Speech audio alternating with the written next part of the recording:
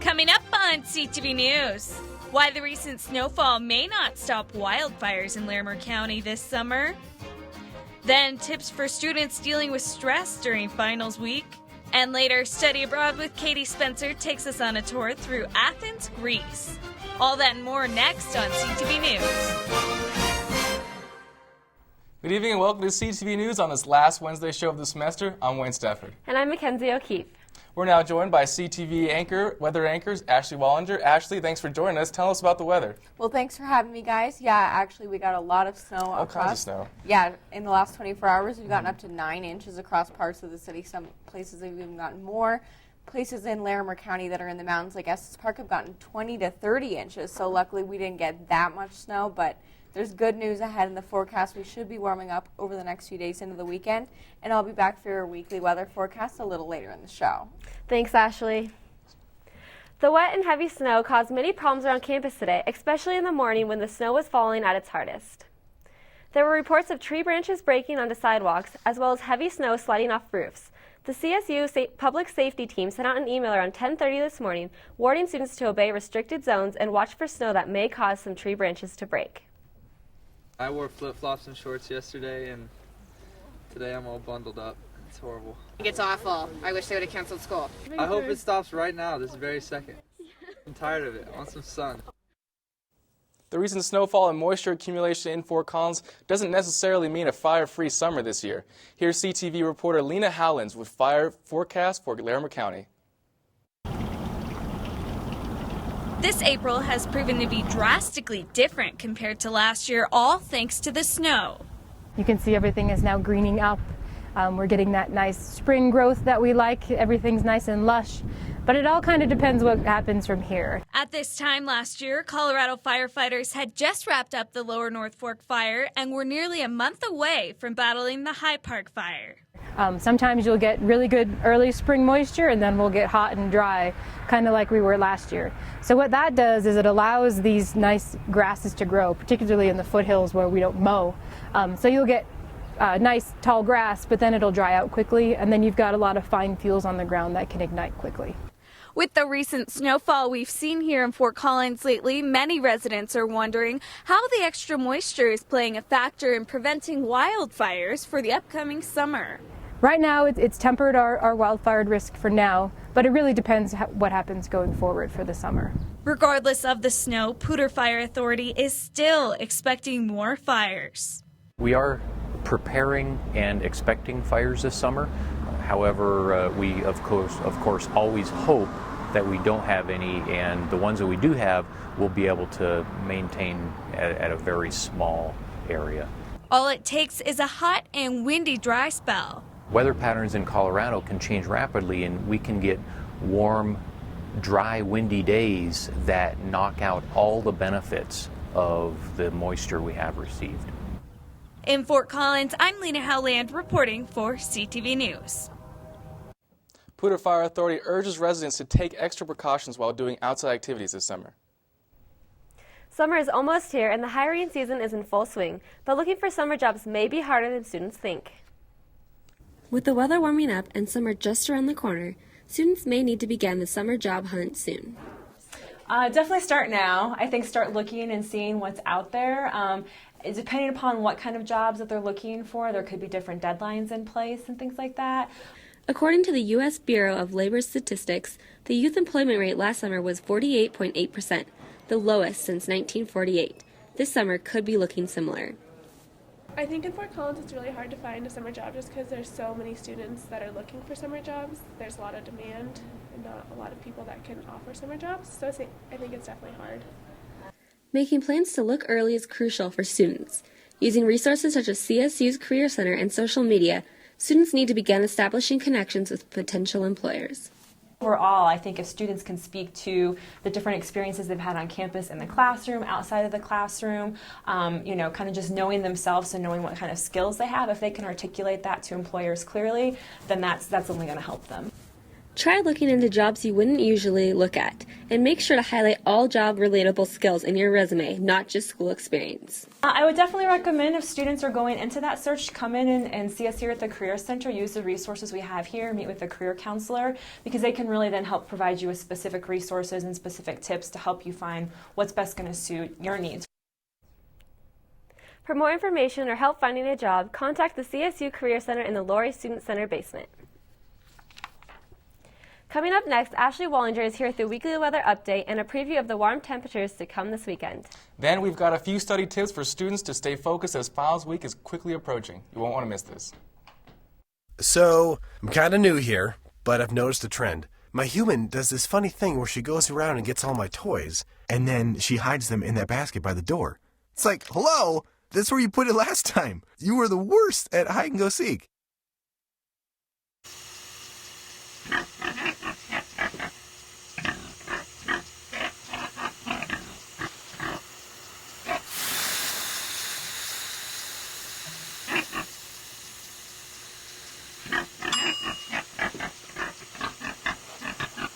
Cook foods to the right temperature using a food thermometer. 3,000 Americans will die from food poisoning this year. Keep your family safer. Check your steps at foodsafety.gov.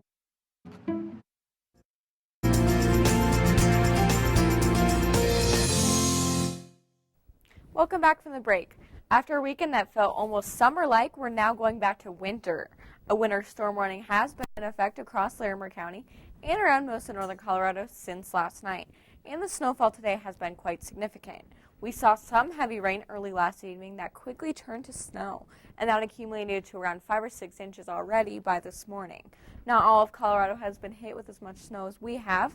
Across the I-25 corridor, they were in the 40s today, and they only got a few inches. And Vail was also set to get a few inches, and they were at 39 degrees today. Outside the CTV studio right now, it's only a chilly 28 degrees, and we could actually set a record low temperature later tonight. Once we get through the rest of today, it should start to warm up quickly. Tomorrow we'll be back into the upper 40s. By Friday, it will be in the upper 50s, and the sunshine will help to melt some of the snow. We stay in the 50s throughout the weekend, and more seasonal temperatures in the upper 60s and low 70s return by the beginning of next week. Next week's weather should be a great way to kick off the end of the school year. Good luck on finals, Rams, and enjoy your summer. For CTV Weather, I'm Ashley Wallinger. Back to you, Mackenzie. Thanks, Ashley.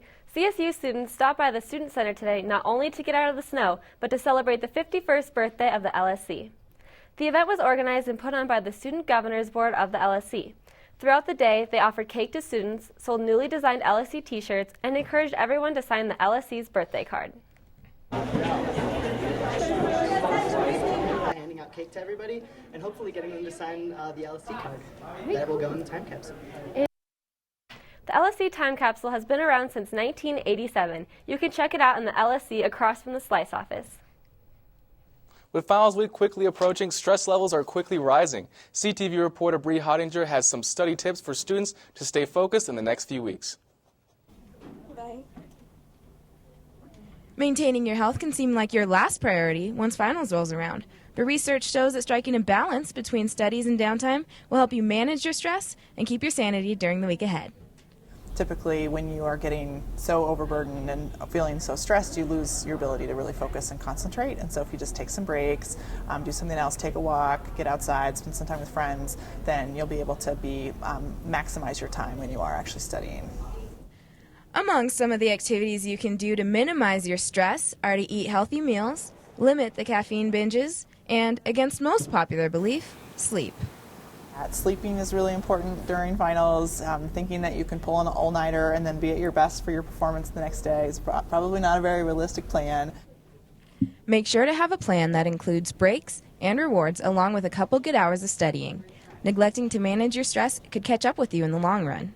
Stress really has cumulative effects, and so as you are really getting overburdened by the stress of the semester and your classes, it starts to take a toll on your general health, especially your immunity. But colds aren't the only thing that can result from neglecting your mental health. According to Petrius, almost 3/4 of the medical visits to Hartshorn are related to stress. So students are coming in complaining about stomach pain or chronic headaches, and what it really comes down to is the stresses of the semester getting the best of them. This week, make sure to have balance in your studying and stay healthy during finals. Bree Hottinger, CTV News. For more study tips and stress-relieving ideas, visit the CSU Health Network website at health.colostate.edu. And up next, Christian Zamora is here with the final installment of Ram Entertainment. He has predictions of the summer celebrity news. And Study Abroad with Katie Spencer takes a beautiful tour through Athens, Greece, including the Parthenon and the island of Crete. 43,000 CSU Ram alums call Denver home. Now it's easier for Denver Ram fans to stay connected with CSU. CSU is proud to announce the new Colorado State University Denver Center, where Ram alums will feel at home. It's a place to make professional connections, enjoy events with other alumni, and even show your Ram pride with a wide selection of CSU fan gear. Stay connected with CSU, the CSU Denver Center at 17th and Glenarm. Learn more at rams5280.colostate.edu. Welcome back, Rams All-Nighters at the Alley Cats, and all you other CTV viewers out there for the last Ram Entertainment of the semester. Can you believe it's May already? Well, neither can the snow.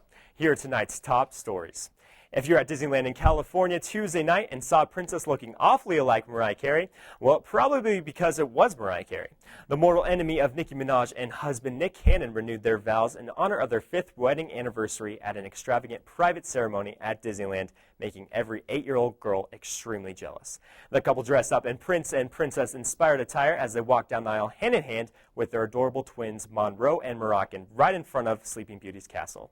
After the vows were renewed, a crystal carriage met up with the couple and took them to the reception where Cannon DJ'd for the night. There's no word on what happened later that night, but we're pretty sure Mariah pricked her finger on something pointy, just like Sleeping Beauty. This marks the 4th time the couple have renewed their vows since their marriage in 2008. Last year, they renewed their vows at the Eiffel Tower in Paris, France. Next year, I think they should renew their vows at the Disneyland of Mexican restaurants, Casa Bonita. Congrats, Prince and Princess Cannon. Since Ram Entertainment will be on a summer hiatus until the fall semester and therefore won't be able to report on celebrity news during those months, here are predictions of what the top celeb gossip will be over the summer. Amanda Bynes will either descend further into Gary Busey caliber of craziness, or she will reveal she has been teaming up with Ashton Kutcher for the past year for a very extensive special Punk'd episode and will win an Emmy for her dedicated performance.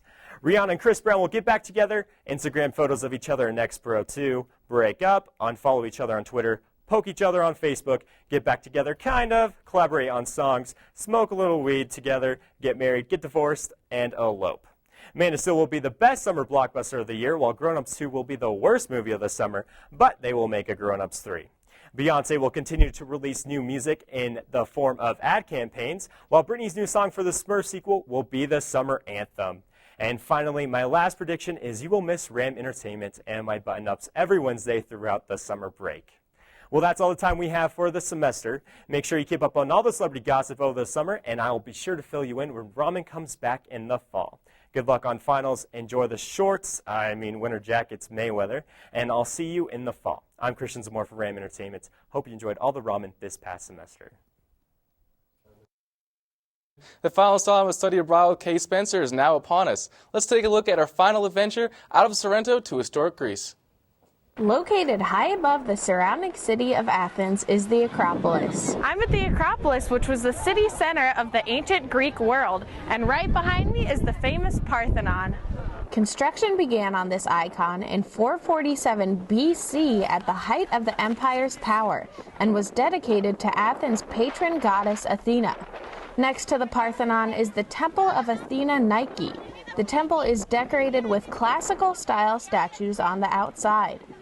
Because of the destruction and the age of these artifacts, many of them were moved to the museum in Athens. There are also many other treasures of ancient Greece within this museum. And across town is the Lycabettus Hill. On top of this hill is the chapel of Agios Georgios and, of course, beautiful views of the city. And if you haven't seen enough ruins, the Temple of Zeus sits at the foot of the Acropolis. All the way back across town is the Acropolis, but right here is the Temple of Zeus. Now we'll take a trip across the sea to the island of Crete and the Knossos Palace.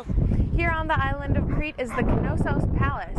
Parts of this palace are over 4,000 years old. Now, because of the age of this, an archaeologist did reconstructions so you could see how city life originally looked. Knossos is the largest archaeological site in Crete and is considered Europe's oldest city. The palace was the ceremonial and political center of Crete. The palace was a once beautiful place filled with many different kinds of frescoes. On the shore of Crete is the old Venetian port. Thanks for watching this semester, Rams, and I'll see you back in Foco soon. Reporting one last time from across the world in Greece, Katie Spencer, CTV News. Katie Spencer will be back in Colorado next week and taking on the position of station manager here at CTV in the fall. And up next, Ryan Green is here with sports. Don't go away.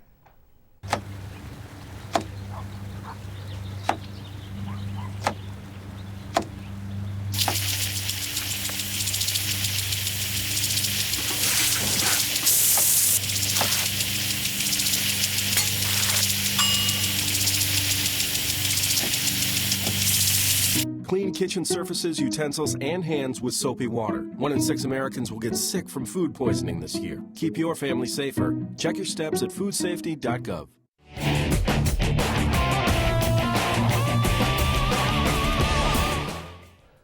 The Denver Nuggets, well, they have been about as predictable as the Denver weather. You know, heading into last night's game, the Nuggets were all but dead in the series against the Warriors. They were down 3-1, and the fans thought they were dead too. Last night's game hadn't sold out prior to the start of it, and if you looked online, well, you could have found tickets for a measly $3. $3 for playoff tickets in a do-or-die game. The fans didn't want any part of it. But for those of you selling your tickets for $3, you might have been upset seeing how the Nuggets actually decided to play last night. You know what? They actually look like the Nuggets from the regular season. Finally, they dunked every chance they got. They stole the ball. They hit shots when they needed to. All 5 Nuggets starters were in double-figure scoring. It was led by Andre Iguodala, who scored 25 points and finished with a double-double. And of course, it always helps when the hottest shooter in the playoffs so far, Steph Curry, only scores 15 and hits only 1 3-pointer in the game. And then there was Andrew Bogut, who absolutely dominated the Nuggets in the game on Sunday, but only scored 2 points last night and found himself on the bench most of the game. But the biggest news from last night's game